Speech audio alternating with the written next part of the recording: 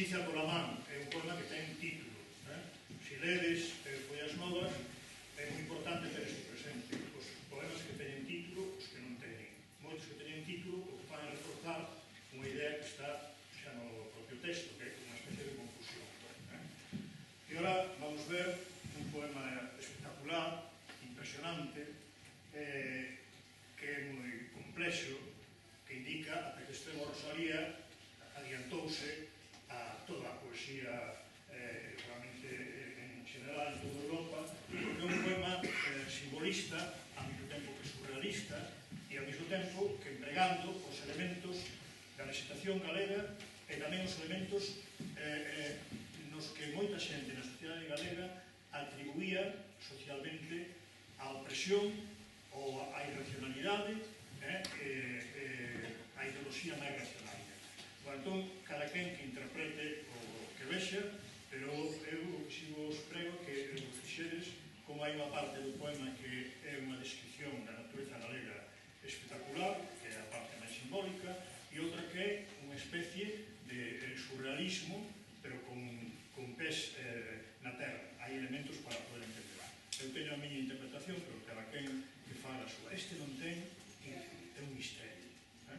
Entón, ficais dos poemas máis extraños e únicos, e logo non hai ninguna literatura peninsular nada similar, pero tampouco na francesa, ni na alemana, ni na italiana, ni nada. O sea que nós temos que empezar a comprender que moitas cousas se poden producir antes na periferia que no centro do sistema. Isto é un exemplo. Bon, gigantescos órgãos.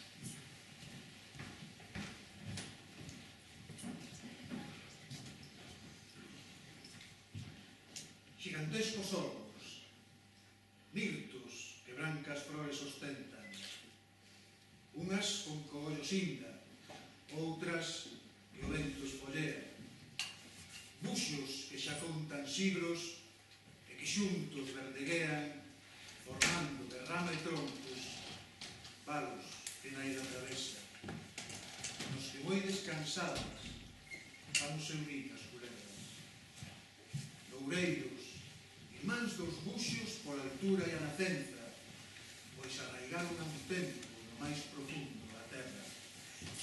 Moreiros e laranxos e o verde musgo sombrean e o lido esparce de azar co que a xente se recrea. Eternos bosques, de sombrío misterio reino, onde só os paxaros cruzan polas tristes alamedas, onde o murmurar as fontes un coidar que se queixan, e onde o mesmo sol do estío marincón. E en medio desta espesura e desta hermosa tristeza, nunha casa ainda máis triste, sin de fachada soberba, ali din que ten o niño a nai de todas as nenas.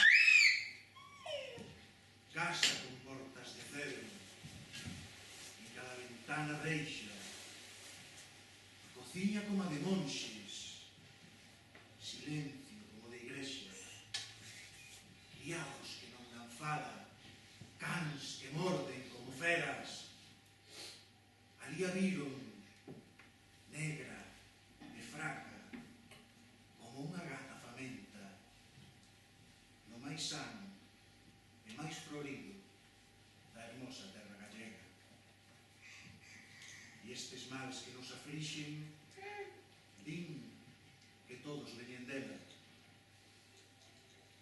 mais sucede nesta vida que os que ten culpa na leva.